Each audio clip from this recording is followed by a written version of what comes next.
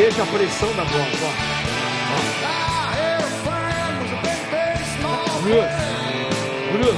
Bruce Springsteen, o melhor cantor de todos os tempos, né? Depois do Elvis, não tem pra ninguém não.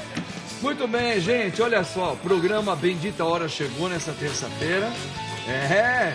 E o padre só com convidados aqui de ponta, hein? Maravilhosos, com notícias bem legais aí pra gente poder refletir. Mas antes, vem junto com o padre, bora. Em nome do Pai, do Filho e do Espírito Santo. Amém. Vinde, Espírito Santo, enchei os corações dos vossos fiéis e acendei neles o fogo do vosso amor. Enviai o vosso Santo Espírito e tudo será criado e renovareis a face da terra. Oremos. Ó Deus, que instruístes os corações dos vossos fiéis com a luz do Espírito Santo, fazei que apreciemos retamente todas as coisas segundo o mesmo Espírito e gozemos sempre da sua consolação, por Cristo Senhor nosso, assim seja. Rogai por nós, Santa Mãe de Deus, para que sejamos dignos das promessas de Cristo, assim seja. Quem como Deus? Ninguém como Deus. Só Ele é o Senhor. Amém? Muito bem, gente, olha aqui, ó. Olha quem está aqui hoje, nesta mesa maravilhosa. Vamos começar por elas, né? As damas primeiro. Ela que é infectologista das boas, hein? A minha querida doutora Larissa Tiberto. Tá aqui, ó. Laricinha, Deus abençoe você. Muito obrigada. Sempre uma honra estar aqui com vocês, convidados, com vocês de casa, falando um pouquinho sobre saúde. É isso aí, Laricinha. Aí, grande Laricinha, maravilhosa, né? É isso aí, gente. E ó, e ela também tá aqui, que é uma das melhores psicólogas que eu conheço. Uma das melhores, hein? E ela é sister do padre, Verusca Guindorf. Que honra estar com vocês, padre. Maravilhosa, Deus abençoe. Honra, viu? Grande, Verusquinha. E hoje, pela primeira vez aqui, dos mens agora, ele, né? No meu programa Bendita Hora, doutor Emanuel Fernandes, que é médico e nutrólogo. Doutor Emanuel, Deus abençoe. Obrigado, padre. É um prazer estar aqui com vocês. Só rodeado de profissionais incríveis para a gente conversar aí dos assuntos mais atuais e trazendo informação para todo mundo. Maravilha. Obrigado. Seja bem-vindo, viu, doutor? Ele já veio aqui. O padre falou, eu gostei tanto dele que eu falei, Rodolfo, traz ele de volta. Tá aqui, ó. Doutor Alessandro Lodi, advogado. É Lodi ou Lodi? É Lodi. Lodi. Grande, Alessandro. Muito bom estar aqui. Maravilhoso. É um prazer e uma honra, e eu aqui não é um pedido, é uma convocação. Ligou, eu venho. Grande, doutor Alessandro. Tá vendo, gente? Sou gente simpática. Agora, então, vamos aproveitar vocês todos que estão aqui. Vamos ver um pensamento do dia? Vamos ver o pensamento, tá? Olha lá, vamos ver aqui. Aquele que nunca viu a tristeza, nunca reconhecerá a alegria. Que é o Khalil Gibran, é isso? Khalil Gibran. Olha lá, é isso mesmo, gente. Aqueles que nunca viu a tristeza, nunca reconhecerá a alegria. Quer dizer que a gente precisa primeiro passar pelo crivo que nos leva ao nosso emocional, ao nosso psicológico, a tristeza, primeiro, a fazer essas experiências, para você valorizar o que é alegria. Você pode também ter alegria, saber o que é alegria, sem precisar necessariamente experimentar a tristeza. Aí o pensamento é interessante, né? A gente tem sempre extremidades, né? Então, se a gente for parar para analisar, você pode vivenciar várias coisas. Vou ter momentos de alegria, mas quando você tem um momento de tristeza, quando você tem um momento de luta, você de sente saudade batalha, da alegria. quando você alcança aquilo que você almeja, o gosto é completamente diferente, padre. É diferente você ter, de repente, você quer comprar um carro, você vai lá e compra um carro, você tem conta, você vai ficar feliz. Mas quando você anda a pé, ali, você não tem condições, você tem que batalhar, você tem que juntar dinheiro, você tem que ter toda uma luta para você conseguir conquistar o seu sonho, vem com outro gosto. Então, esse dizer, ele diz muito sobre essa luta. São mais fortes aquele que experimentou da fragilidade e da fraqueza. Você experimenta, né? Você Sim. valoriza mais Sim. por passar por aqueles crivos. Exato. Né? A experiência agrega muito, te fortalece muito. É isso mesmo, Alessandro? Eu acredito muito, mas eu acredito numa coisa também. E isso aí serve para, eu tenho comigo que serve para muitos pais também. Porque muitos filhos não querem ouvir o que os pais falam. E falam assim, eu tenho que aprender com a dor. Eu acho isso uma completamente errado. Sim. Se você já conhece um pouco do atalho da vida, você vai falar para o seu filho, você vai falar para o seu amigo, olha, vai aqui, não precisa, se você for reto, vai bater a cabeça aqui. Aí ele fala, não, mas eu tenho que bater a cabeça para aprender. Então eu tenho comigo que a gente tem que ouvir sempre as pessoas mais experientes para a gente poder ter menos momentos de tristeza. Porque a vida são momentos de felicidade que faz com que valha a pena. Porque nós não somos felizes 100%, 30 dias no mês, 24 horas por dia. Impossível. Até por mais que você se esforce. Por mais que esforce, por mais que esteja rodeado de pessoas maravilhosas. Então, por isso, eu só peço a todos aqueles que estão assistindo, ouvindo, sempre ouçam os mais velhos, ouçam os pais, ouçam que já os viveram atalhos. um pouquinho mais, né? Que já experimentaram os atalhos, como você falou. Que isso eu acho isso que aí. sofre menos. É isso aí também, Emanuel, doutor? Com certeza, viu? Com certeza. A mente humana, a gente é muito adaptável a diferentes situações. E eu acho que usar a mente humana a nosso favor e saber reconhecer o ambiente à nossa volta, saber reconhecer a tristeza à nossa volta, ainda que não seja a nossa, a gente vai ser, sim, capaz de reconhecer e valorizar o que a gente tem. São, como o doutor Alessandro disse, são dois aspectos diferentes. Sim. Valorizar e reconhecer. A gente pode reconhecer e dar muito mais valor, né, quando a gente tem a felicidade, mesmo não conhecendo a tristeza, mas a gente, com certeza, é capaz de reconhecer ela sem necessariamente ter vivido. Muito interessante, legal. Então esse nunca... Ele está entre aspas, né? Nunca reconhecerá a alegria se não experimentar a tristeza. Você também pensa assim, Laricinha, doutora? Eu penso assim também, igual ela falou do reconhecimento, né? Aquela pessoa que quer tanto um carro, mas se ela nunca passou por sacrifícios, se ela nunca precisou andar a pé, debaixo de sol, de chuva, lógico, ela vai ter uma alegria ali de ter aquele carro, né? Mas ela ter passado por aquela experiência e falar assim, gente, eu consegui chegar aqui, eu batalhei tanto, olha como que eu estava 1 ano atrás, há 2 anos atrás, estou aqui hoje, né? Mas não significa que era uma tristeza que você estava também. Né? Sim, mas é um sacrifício, mas como ela disse, tem aquele gostinho diferente. Gostinho, certo. Claro que a alegria, sempre alegria, não existe se você está mais alegre, menos alegre, né? Mas tem aquele gostinho de vitória, assim, de conquista mesmo. Interessante. Tá vendo, gente? Que legal, pensamento da mesa. Agora, hoje também, gente, olha, é o dia do imigrante, né? Então, hoje a nossa enquete, né, é a seguinte, você gostaria de morar fora do Brasil? Ainda mais nesse período de crise que nós estamos vivendo, econômica, social, política. Muita gente saiu do país, né? Saiu do nosso Brasil, saiu da nossa terra. Mas vocês também, né? Aproveitando esse dia do imigrante, na opinião de vocês também, eu queria bem rapidamente a opinião de vocês. Vocês já pensaram em sair do Brasil? Eu já pensei, já até estudei, já fui até o país para poder ver se me identificava, Poxa. Mas eu aprendi uma coisa. O quê? Em terra de vaqueiro, você sempre vai ser vaca, nunca vai ser touro. Eita! Então o que acontece? Você sempre lá fora, porque nós brasileiros, nós somos maravilhosos. Nós tratamos todos de fora com todo carinho. O americano, o latino, da América do Sul, América do Norte. Nós tratamos quem vem de fora com, nossa, é o gringo, é o internacional. Nós não somos tão bem respeitados assim. Entendi. Então, quando você está lá num país, tanto ou alguns lugares da Europa, eles são muito preconceituosos. A gente vê que até os nossos próprios irmãos aqui portugueses, quanto que sofrem para poder os brasileiros, quando estão lá, sofrem constantemente. Então, comigo, depois de ter tido a oportunidade, graças a Deus, de ter conhecido vários países, eu sei que o Brasil é o melhor lugar do mundo. Então, por mais que eu já tenha pensado em sair, na hora que eu olho, eu falo, não.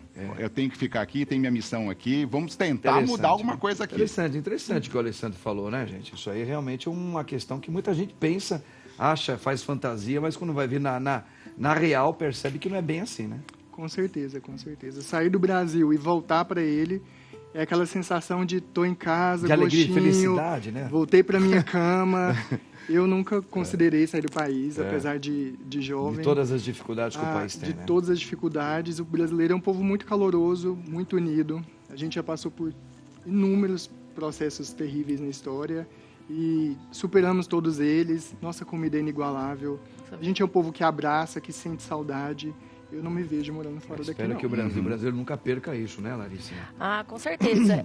Eu também nunca pensei em sair fora do país. Eu já fiz um intercâmbio, morei 3 ou 4 meses em outro país. E é isso mesmo que você falou. Quando a gente volta, é aquela sensação de, ufa, tô em casa, sabe? Aqui é um lugar que tem as melhores comidas, né? Então, assim, gente, uma variedade de fruta, verdura, legumes, que nos outros países, eles nem sabem que existe o tanto de fruta que tem aqui. Então, a questão, por exemplo, eles são mais frios, né, que a gente já conversa, convida para tomar um café, acalenta, beija, abraça, até no cumprimento, né? Lá, em alguns países, é oi e pronto. Mesmo se você for amigo próximo, um cumprimento de cabeça apesar que a e gente tem uma longe. preocupação muito grande com os filhos, né? A gente percebe nessa geração dos filhos nossos aí, eu falo nosso não, eu sou padre, mas tenho filhos espirituais. É a questão do futuro, porque a gente está vendo uma falta de expectativa muito grande aqui de engrenar economicamente a vida dos jovens. Então, acho que muita gente hoje abriria a mão até de ter um país acolhedor, que tem uma alimentação melhor no sentido... mas por causa dos filhos, né, Verucinha? Eu não sei se... Eu nunca pensei na minha vida em sair do país. Eu sou uma apaixonada, eu acho que nós somos ricos em muitas coisas. Sim. Só que a nossa forma de pensar é que precisa mudar. A nossa forma, porque quem faz o Brasil são os brasileiros. Simples assim. Então, a gente precisa começar a identificar onde é que estão essas brechas, o que é que está acontecendo e começar a corrigir. Se todo brasileiro que perceber que tem brechas e que tem problemas começar a fugir do país, essa potência vai se transformar em quê?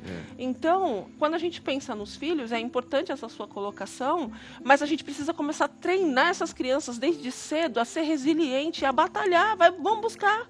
Vamos trabalhar. Nós temos brasileiros incríveis que venceram, então se eles conseguiram, a gente consegue também. Perfeito. A gente consegue também. Nós Acho que é bem temos por aí mesmo. uma geografia, uma alimentação e um povo incrível. E a gente precisa saber valer desses benefícios que a gente tem. Precisa saber valer daquilo que nós temos. Hein, Alessandro? Vamos pra já. Hein, Manuel? Doutor? Bora. Eu falo primeiro o nome, depois falo doutor. Que engraçado, né? Mas vamos lá. Ó, hipertrofia com dieta vegana. É possível? Especialistas explicam como obter proteína para construir e manter músculos sem fontes animais.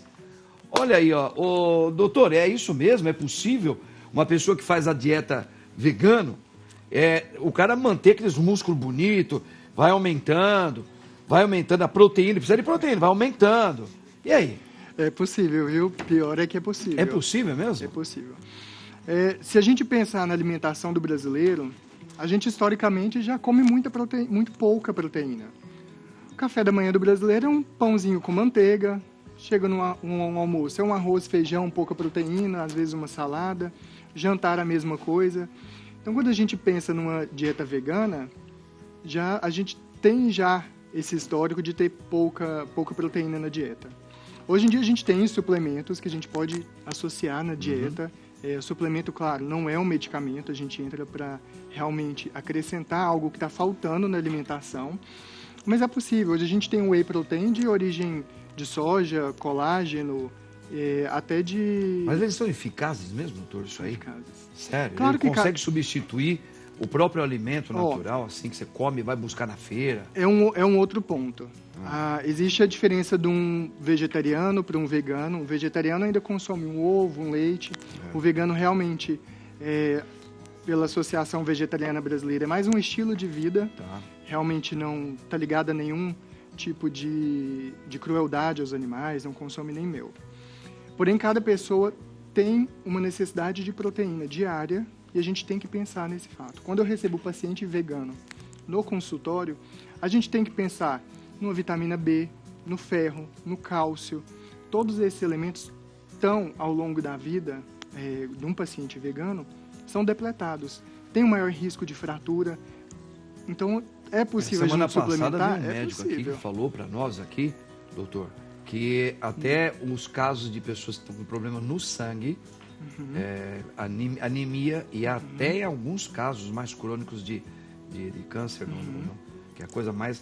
falou assim que o vegano, ele pode, se não souber trabalhar bem, ele pode correr esse risco de probabilidades. Pode. Tem 30% mais chance de ter mais fratura óssea. Olha isso aí. A vitamina B12, por exemplo, que a gente adquire de fonte animal, ela está muito relacionada à saúde mental. Então, o maior risco de depressão quando a gente tem uns níveis de B12 muito baixos. Olha isso. Tem isso.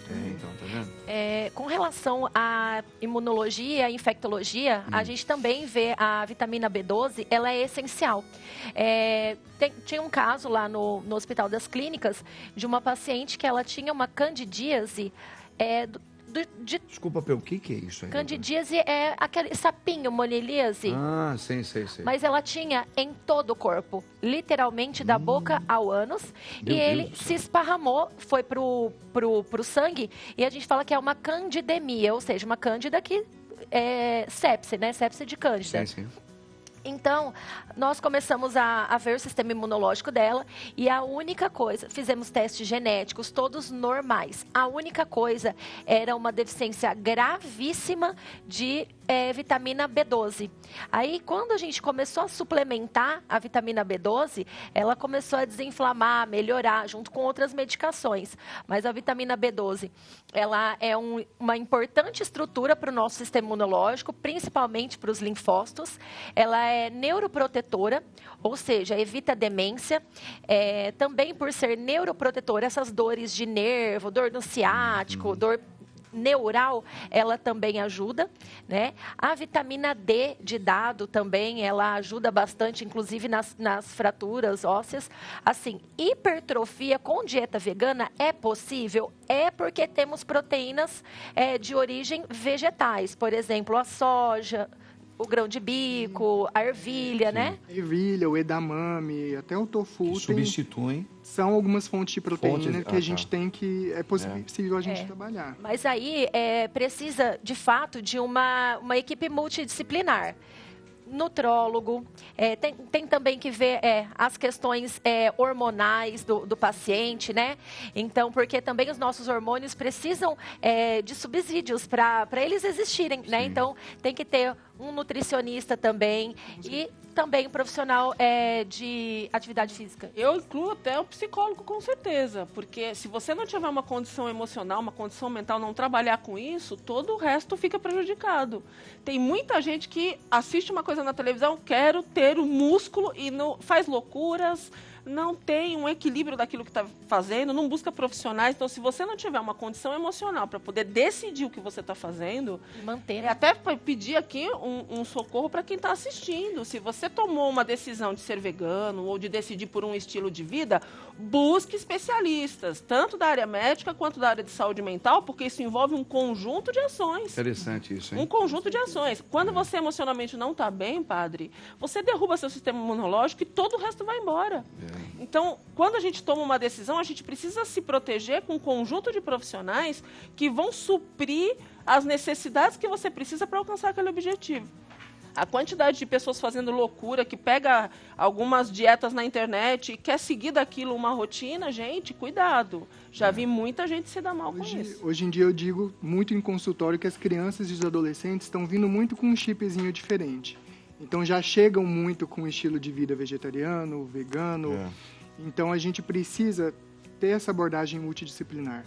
Se a pessoa decide por esse estilo, tem que ter um acompanhamento médico. A gente precisa ficar de olho na nutrição, precisa ficar de olho nas vitaminas. Até... Precisa de um nutricionista acompanhando. Perfeito. Eu acho que a gente tem que cuidar de tudo. Se você é carnívoro como eu, você tem que você tem que ter um psicólogo por perto, você tem que ter um nutrólogo, você tem que ter todo mundo, até um advogado aí para nos ajudar. E uma boa churrascaria próxima. E uma boa churrascaria próxima. Vamos a outra notícia. Atenção, ladies and gentlemen, olha só, que beleza, ó. Jogo de Tigrinho e outros cassinos online contratam influenciadores mirins e direcionam propaganda para crianças no Instagram. E aí, o que vocês me dizem a respeito desses jogos, da contratação de influenciadores mirins para realizar tudo isso daí? Eu quero saber a opinião dessa mesa aqui. Vambora. Quero ouvir. Vou te dizer. Fala, meu querido Alessandro. É uma zona muito cinzenta. Porque na legislação ainda não tem nada ainda que assegure uma condição de não contratação de crianças para... É claro que a gente tem o Estatuto da Criança e do Adolescente, que proíbe o trabalho, que inclusive, pegando uma vírgula nesse ponto, existe um projeto de lei que está sendo encaminhado para o Senado, para debate, para voltar 14 anos poder trabalhar em jornada de 20 horas semanais, o que eu sou muito ok para isso, o que era proibido até 16. No entanto, eu vejo que para as redes sociais isso é um perigo. Por quê? Porque os jovens, eles consomem a internet. Eles vivem o mundo da internet e eles acreditam no mundo da internet. Isso leva as pessoas a ir ver uma influencer que está divulgando o tigrinho, essas coisas de jogos que são até, no meu ponto de vista, ilícitos, porque aquilo que tira vantagem própria sem oferecer de verdade um resultado, não é uma questão de sorte, é uma questão mesmo de programação que não vai ganhar. Então, é muito perigoso isso. Aí os pais têm que ficar muito atentos, acredito que uma vigilância muito grande, porque as consequências podem levar à devastação de uma família. Quantas vezes já vimos isso de pessoas jovens se suicidarem por conta disso? Ah, mas eu nunca vi falar de suicídio. Por quê? Porque a Organização Mundial de Saúde, ela fez um pacto junto com o jornalismo e junto com todos os órgãos governamentais e de mídia a não se divulgar. Olha isso aí. Eu queria que você repita isso aí que você está falando, doutor Alessandro. Isso aqui é muito importante para os pais e responsáveis aí entenderem, porque muitas vezes essa notícia nós falamos até no púlpito da igreja e muitos pais ficam assim olhando com cara de estranheza, porque realmente é muito fácil divulgarem o que eles querem e muitas coisas são atrocidades que estão acontecendo, eles não divulgam porque tem um interesse. Repete o que o senhor falou aí, por favor. Existe uma determinação da Organização Mundial de Saúde, isso é um pacto que foi feito com todo o mundo jornalístico, de que não se divulgam a questão do suicídio.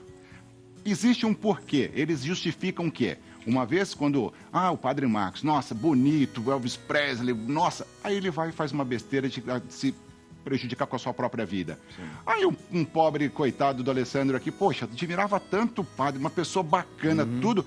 Se ele se matou, meu Deus do céu, eu vou também, porque o que eu estou fazendo nesse mundo? Então esse é o motivo que eles não querem que divulgue. É uma das explicações. Mas o que é muito importante, que os pais mantenham-se uma vigilância muito forte na questão da internet, porque é um mundo cinzento, é um mundo nebuloso, onde você, muitas das vezes, primeiro, você não vê, você não materializa, e as consequências são terríveis. Os pais estão chorando muito isso, Verusca. Como trabalhar essa questão dos pais filtrarem o que os seus filhos jovens e adolescentes estão vendo na internet? Eu já perdi a conta da quantidade de famílias que já buscaram ajuda psicológica por conta de vícios com jogos, vindo de adolescentes muito jovens, crianças que pegaram cartão de crédito dos pais para fazer joguinhos. Olha isso. Pessoas em depressão pelo volume de dinheiro que perderam, porque existe uma manipulação emocional. Hoje, as pessoas precisam acordar que as redes, elas têm o seu ponto bom, mas ela também tem o seu ponto complicado. Existe uma manipulação psicológica grande, o brasileiro não tem preparação emocional para lidar com jogos de azar, e sempre vai acreditar que vai ganhar e perde mais, vai ganhar e perde mais, e daqui a pouco a gente vê famílias inteiras perdendo. Pessoas que tiveram que vender bens, vender carro, vender casa, para poder cobrir coisas que fizeram na internet por empolgação, por influência ali de manipulação. Então, vale o alerta. Tudo a gente tem que questionar, tem que pesquisar, porque existe uma manipulação, principalmente desses joguinhos, porque é óbvio que as pessoas não vão lançar joguinhos para você ganhar. Isso é muito óbvio, mas parece que para as pessoas, padre, não está tão óbvio.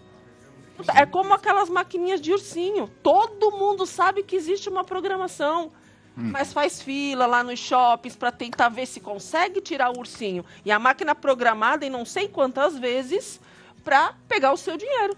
Sim. E as pessoas estão lá. E não pegar o ursinho. E não pegar o ursinho. E a exposição e a criação de novas redes sociais e a quantidade de informação. A gente não sabe o reflexo disso nas futuras gerações. A gente não sabe o reflexo que um TikTok vai ver numa geração ali de 5 anos daqui 15. O nível de exposição e as informações são muito recentes, não acompanham o desenvolvimento psicológico de um adolescente que está exposto ali a diversas influências. Um outro ponto padre, é que influenciadores mirins. Então, existe, né, na faixa das crianças o espelhamento, né? Primeiro é o espelhamento com a mãe, com o pai. Quero passar batom igual minha mãe. Quero fazer a barba igual meu pai, né? E aí eles veem uma criança fazendo uma coisa e aí eles querem se espelhar e fazer igual, né? Então vai ali, pega o cartão do pai, o cartão da mãe, sabe a senha, e aí isso aí já não é muito legal, né? Se não tiver a permissão dos pais, né? E os pais desses influenciadores mirins precisavam também ter uma consciência, o que meu filho está influenciando para ele mesmo e quantas crianças ele vai atingir. Perfeito. Então, isso aí também cabe aos pais. Mas sabe qual é a conta que fazem hoje? Quanto de real isso vai me trazer? Quantas visualizações isso vai trazer no meu banco? Sim. Né? Então, eu acho que as pessoas estão se preocupando muito mais com o retorno financeiro do que com o estrago que tudo isso está causando. Estrago com bem-estar psicológico na vida de um ser humano. É isso aí que os pais têm que prestar muita atenção e só quem está passando por isso sabe a gravidade disso aí. É isso aí, minha gente. Olha a bendita hora com só fera aqui no bom sentido, hein? Vamos uma outra notícia? Olha aqui, gente. Opa, olha aqui, ó. Sarna, infectologista, afirma que suspensão das aulas é a ação correta para combater surto. Após o surto de casos de escabiose ou sarna humana, como é conhecido, em Balneário Camboriú, diversos questionamentos sobre qual tratamento adequado para a cura da infecção foram feitos. Gente, olha, eu vou ser bem sincero para vocês, me desculpa a ignorância, estou com os médicos aqui. Eu só conheci uma sarna, que era a sarna dos animais. O cachorro está com sarna e pode o ser humano pegar sarna, certo? Se você não cuidar do seu animalzinho, essa sarna vem para você. Esta sarna que está sendo colocada na notícia aqui, é a sarna do animal que o ser humano está pegando? Isso. Se for isso, eu quero falar uma coisinha para vocês também aqui, ó. Ame os animaizinhos. É companheiro, ajuda até na psicologia, tá tudo certo. Só que, gente, cuidado, é um animal e não é um ser humano. Tem gente que dorme, esfrega, toma banho, não é? Faz pintura, beija cachorro na boca. Toma cuidado. E às vezes isso passa até para quem pega o cachorro na rua, já está fazendo a mesma coisa. Tá um surto de pulgas também. Ninguém está falando de pulgas. Pulgas e sarnas, porque as pessoas hoje estão beijando e ficando com os bichinhos no braço. Toma cuidado. Acho que tudo tem que ter um cuidado. Tá? Essa é a minha opinião. Mas essa notícia aqui, ela é preocupante ainda, doutor. É ou não é? De vez em quando tem uns surtos de escabiose. É muito comum a população mais fragilizada, escolas, mas é comum às vezes acontecer assim. E é essa mesma sarna, a sarna antiga. A sarna mas é por causa do contato com os animaizinhos mesmo? Sim, geralmente sim. E aí? E também passa de humano para humano, né? Passa. Então, assim, eu tenho até um paciente que ele era figurinista de teatro. E aí as roupas não ficavam tão bem armazenadas, com a devida higiene. E aí ele acabou pegando ali das roupas, né? Das roupas que ele usou. Porque eles iam fazer espetáculo, eles fizeram todo o centro-oeste ali. E muito tempo viajando, de carreta, por muitos lugares, muitas cidades, né? Então, suspender as aulas por uns 3 dias no máximo, tá ótimo. Você vê quanto tempo foi suspensa as aulas ainda? Porque se você começar a fazer o tratamento de 24 a 48 horas, você não transmite mais após o início do tratamento. Tem que fazer um tratamento eficaz, um tratamento certo e tratar assim, não é só tomar o remédio, né? Tem que limpar, tirar a roupa de cama, limpar, estender, né, estender. Doutora? Tratar todo mundo de casa. Tratar todo mundo. Bem feitinho. Mas é possível e tranquilo o tratamento, né, doutora? E é possível você ter o animalzinho fazendo todas esses cuidados. Tratar o animal também, claro. Tratar o animal para não ter sarna, né?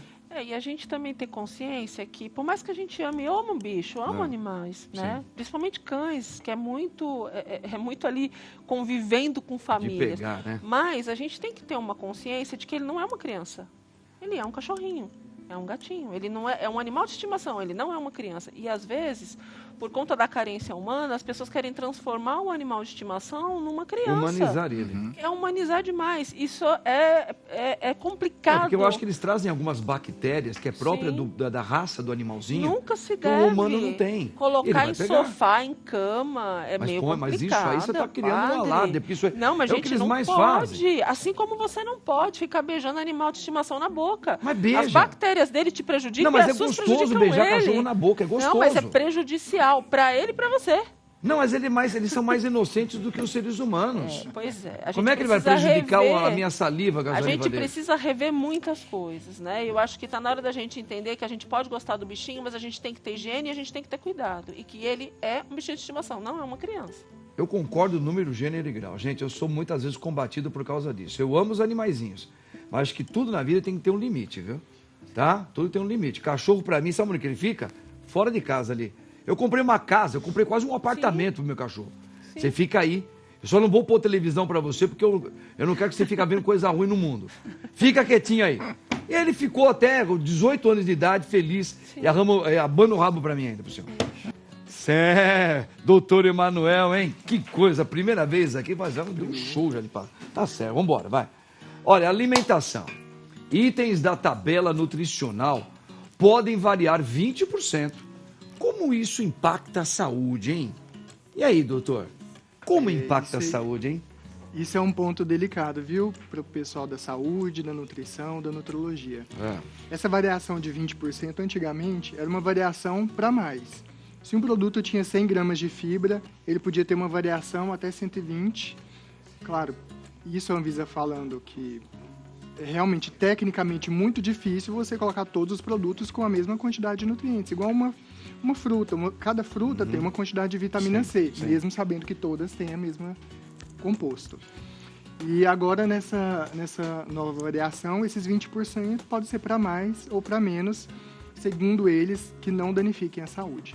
Claro que para um paciente que é atleta, um paciente que tem um risco cardiovascular alto, um paciente que tem um quadro de diabetes ou pré-diabetes, essa variação de 20% pode ser importante, viu? Eu falo sempre para os pacientes no consultório, o melhor alimento é aquele que Deus fez e o homem não colocou dentro do saquinho. Então a gente tem que sair do supermercado com o carrinho cheio, da área de hortaliça e do açougue. Que essa variação de 20% não vai ter eu concordo, mas a gente sempre coloca esses pontos aqui, várias vezes aqui no nosso programa, que acho que a grande dificuldade para a população, para todos nós, né? Para vocês não, porque vocês, nutrólogos, nutricionistas, vocês já têm um hábito, até profissional de vocês já vão no mercado, a primeira coisa que vocês olham é ler. Vocês leem, olha, tem tantos por cento não sei do que, sódio, esse aqui tem tanto de B12, B não sei o quê. A maioria da população não tem esse hábito, doutor Emanuel. O pessoal, ele vai lá, acha, gostou, eu gostei disso aqui, vai lá e pega. E aí nos falta essas informações, né? A leitura de rótulos hoje em dia, até entre os profissionais, é um assunto que precisa ser muito melhorado, precisa ser divulgado. A gente precisa entender que na área de ingredientes, o primeiro ingrediente é o que está mais em abundância no produto e os últimos são os aditivos, mas não porque eles estão em últimos, em menor quantidade. Esses conservantes são menos danosos à saúde. Na tabela nutricional, a gente precisa entender, sim, a proporção de gordura. A gente hoje em dia tem aquele selinho na frente dos produtos que mostra pra gente o teor em alto em sódio e açúcar. Sim. Mas, por exemplo, aquela lupinha que mostra alto em açúcar, significa que o alimento tem 15 gramas a cada 100 gramas de açúcar. A gente tem informação que é alto, mas o quão alto é isso? Então, falta realmente essa informação. Muita gente hoje já sabe que, por exemplo, sorvete, aquele sorvete de massa, ele traz ali uma carga de gordura muito grande. Até as crianças falam, esse sorvete é gostoso, mas ele tem uma concentração muito grande de gordura, que aquela não é a manteiga, é a margarina.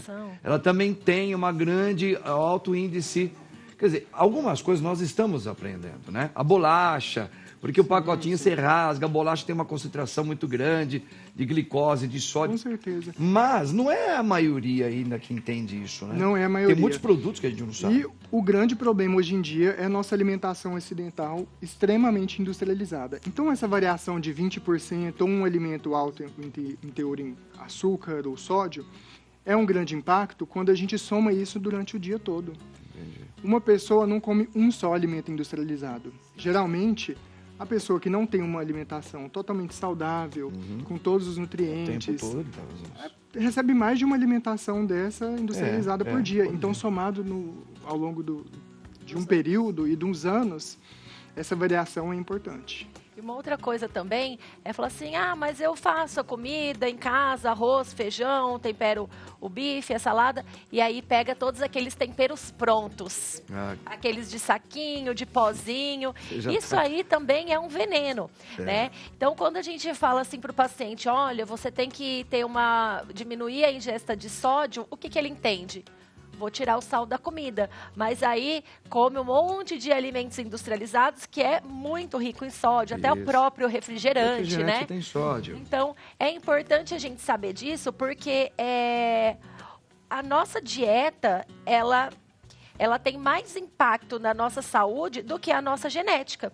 Não é porque eu tenho um pai que é hipertenso ou diabético, ou teve algum risco, ou tem um risco cardiovascular, que eu vou ter necessariamente. Não, eu posso. Hoje a gente fala da epigenética. Então, a gente pode mudar esses fatores que a gente tem em predisposição. Então, e foi estudado o maior fator, né, de benefício para a gente é o alimento e depois a atividade física. Exatamente. Nenhum suplemento substitui uma alimentação. Justamente tem esse nome de suplemento. A geração passada dos meus pais, eu e meus irmãos pegamos esse rabinho dela. Porque, na verdade, as condições eram outras. Para você ter um refrigerante, que era 1 litro, para 6 na casa. Então, cada um ia pegar aquele copinho que é da Nair, lembra? No domingo, inclusive. No domingo só. Quando podia ter essa garrafa? Era limonada.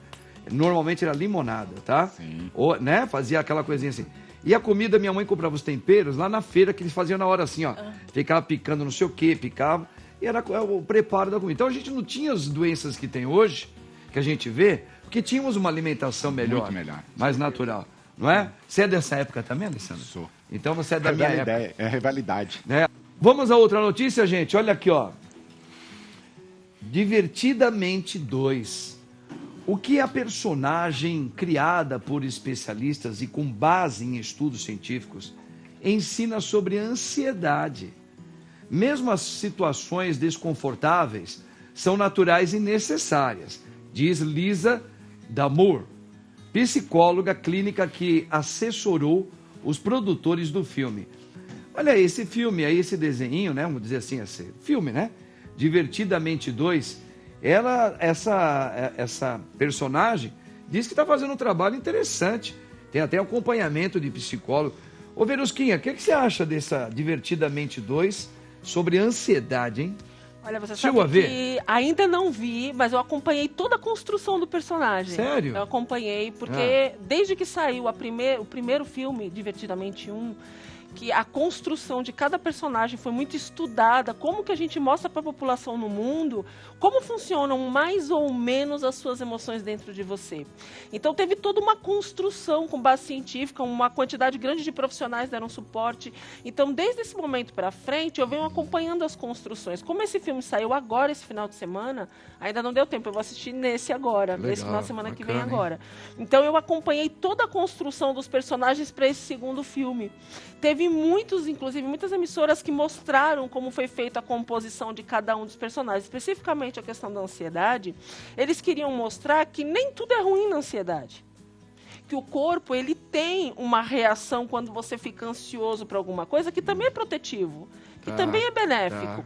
O problema é que a gente vê o lado ruim só da ansiedade. Sim. Então, lógico que com uma dose de cinema em cima, até para poder dar retorno também do filme, eles querem mostrar o lado bom de você ter esse mecanismo de defesa da ansiedade. Que é a ansiedade também. Você tem que ter uma preparação no seu organismo frente às situações da vida. Então, a ansiedade é esse mecanismo que te prepara. O problema é sentir isso o tempo inteiro, em todo momento. Porque é legal você falar assim, nossa, eu tô ansioso para voltar logo o programa de sexta-feira, bendita hora. É uma ansiedade que ela pode te provocar algo maravilhoso, uma expectativa de você positiva. Trabalha sentimentos, expectativas, pensamentos. De divulgação. A ansiedade positiva, ela é uma adaptação natural do teu processo mental e corpo frente às situações da vida. O que pega hoje da ansiedade que a gente hoje trata em consultório é quando as pessoas elas perdem essa passada e passa a não ser mais protetivo, passa a ser uma tortura. Esse é o grande problema da ansiedade. Entendi. É quando, por exemplo, você deu o exemplo de eu quero fazer o programa sexta-feira, aí eu não consigo dormir, eu não consigo comer, eu não consigo respirar, eu só penso no programa de sexta-feira. Já está te fazendo mal. Ou seja, passou da medida e começou a te trazer prejuízos. Eu já vi É que nem colesterol bom e colesterol ruim. Exatamente. Né? Então tem a ansiedade boa, que ela pode te promover um crescimento na sua vida, mas também tem essa ansiedade que ela pode te derrubar, né? Exatamente. Ela libera química no seu corpo. Agora, tudo isso, inicialmente, para uma defesa. Mas se você passar da medida, começa a te fazer mal, o cortisol sobe, te traz um monte de prejuízos. Então, muitas coisas negativas acontecem. Tem alimentos que podem nos beneficiar na ansiedade e diminuir a ansiedade? Olha, alimento específico é difícil colocar na conta de um só alimento. Tá. A gente Uma tem má que ter alimentação. uma má alimentação. Tá. Como um todo, realmente é inflamatória, acarreta em todo negativamente na nossa vida e piora a ansiedade, com certeza. Uma alimentação equilibrada, um sono regulado, um intestino regulado com a boa flora microbiana, tudo isso acarreta na melhora da ansiedade. Existem nutracêuticos, que são fitoterápicos, que ajudam na ansiedade, que a gente consegue formular e entrar com o paciente. Porque a ansiedade é muito comum no consultório e determina o padrão alimentar de muita gente hoje em dia. Até complementando o que o doutor falou sobre o intestino, peraí, o que o intestino tem a ver com a ansiedade? Né? Quem nunca passou por uma super experiência que vai fazer uma palestra ou até mesmo a primeira vez que vem na televisão, vivia no banheiro. Aí o que tem? Dor de barriga. E uma outra coisa que meu pai falava bastante, o sujeito tá enfesado para falar que ele tava bravo, enfesado, cheio de fezes. Então, quando o intestino não trabalha, ele não absorve, ele não... cheio de fezes. Tá cheio de fezes, a pessoa tá mais mal-humorada, tá mais inflamada, tá enfesado. Boa colocação. Olha, vamos a mais uma notícia aqui, gente. Olha, Globo acusada de ditadura da magreza por jornalista. Deve indenizar ex-funcionária. Decisão é inédita. Uma ex-jornalista da TV Globo entrou na justiça contra a emissora após desenvolver síndrome de burnout. Como é que é? Burnout. E sofrer pressão por emagrecimento nos bastidores, além de misoginia e etarismo. Olha, gente, que coisa, hein? Primeira vez aí que a Globo está sofrendo isso aí. O doutor Alessandro, o que o senhor acha dessa notícia aí? Está sendo acusada por ditadura da magreza. É isso mesmo? Vou lhe dizer. A matéria fala que é a primeira vez, mas não é a primeira vez. Não é, né? Eu advogo há quase 30 anos, isso não é novidade. Nós temos processo no escritório... Você está falando da Globo? Globo. Tá. Temos vários processos, infelizmente. A questão do etarismo é algo que nós estamos vendo muitos jornalistas experientes, os narradores de futebol, foram praticamente todos embora, né? Ou seja, eu sinto essa dor quando o cliente vem ao escritório, onde o que fizeram? Começaram a deixar ele fora da grade, começaram a deixar ele encostado, e a pessoa vai só nutrindo aquela angústia. No caso da Verusca, que foi a jornalista que entrou com essa ação... O nome que sua? Sim, que a Verusca Donato, ela que foi a ingressante desta ação, ela postulou entre vários pedidos, uma questão de um reconhecimento de vínculo, ela noticiou e foi trazido para o processo, que é o que mais causa preocupação, uma cartilha que a Globo emitiu em 2017 para os funcionários como padrão de beleza. Eita! Nossa. Olha que absurdo. Então, isso no processo... Que tinha que entrar naquele regime que eles colocavam ali. Que você não poderia estar com as mulheres, geralmente isso muito direcionado para mulheres. Nenhuma roupa colante para poder não ficar mostrando as dobrinhas a mais, ou seja, os pneuzinhos. Sim. Não poderia estar mostrando, já começava aquela pressão sobre a questão de rugas, sobre a questão de olheira, como a questão da velhice em si, incitando mesmo o profissional para pedir seu boné e ir embora. Né? Então, isso que acaba sendo algo que na atividade moderna, isso não dá para se conceber como uma questão natural. Entendi. Então, agiu muito bem o juiz. Esse juiz eu o conheço, doutor Adenil. Ele é juiz da 37ª Vara do Trabalho aqui de São Paulo. Sim. Ele proferiu essa decisão. Mas aí que eu fico na parte triste da condenação quando eu estudo o processo. Qual é? Por quê? Ela sofreu, foi humilhada, ela tinha um salário, não estou fugindo nenhum segredo ético, isso está dentro de um processo trabalhista no processo público, o salário dela era por volta de R$52 mil, e a condenação, inclusive, ela antes de ser demitida, ela ficou 77 dias afastada. Caramba. Pelo problema de ansiedade, depressão, declarado por profissional como síndrome de burnout, que a síndrome de burnout, inclusive, é muito importante para todos que estão assistindo. Ele é uma doença que já foi catalogada agora exatamente com um CID próprio, embora antes se usava o CID da depressão, ansiedade, hoje já existe o seu CID próprio, dentro do CID-11 é o QD85. Ou seja, como que já veio a medicina trazer a questão do burnout, que a síndrome de burnout ela é destinada exatamente para aquele profissional no trabalho. Caramba, meu. E onde que eu fiquei decepcionado? Não decepcionado, mas é a cultura da justiça do trabalho, diferente da cultura americana. Que a condenação por todo esse sofrimento, quanto que a gente está falando? Foi de R$50 mil. Menos que o salário dela. Caramba. Sério? Não tem lógica para mim. Porque a matéria você vê e fala assim, não, a Globo foi condenada em quase 8 milhões. 8 milhões é uma estimativa que foi colocada por conta de existir outros vários pedidos dentro do processo. Entendi. Mas o cerne da questão, como? E eu tenho comigo, isso aqui é algo que eu defendo muito nos processos que nós atuamos e até academicamente, que o poder, o dano moral ele tem que ser não só uma questão punitiva, no sentido de falar assim, olha, estou condenando, mas ela tem que agir na parte mais sensível do corpo humano, que é o bolso. Que é o bolso.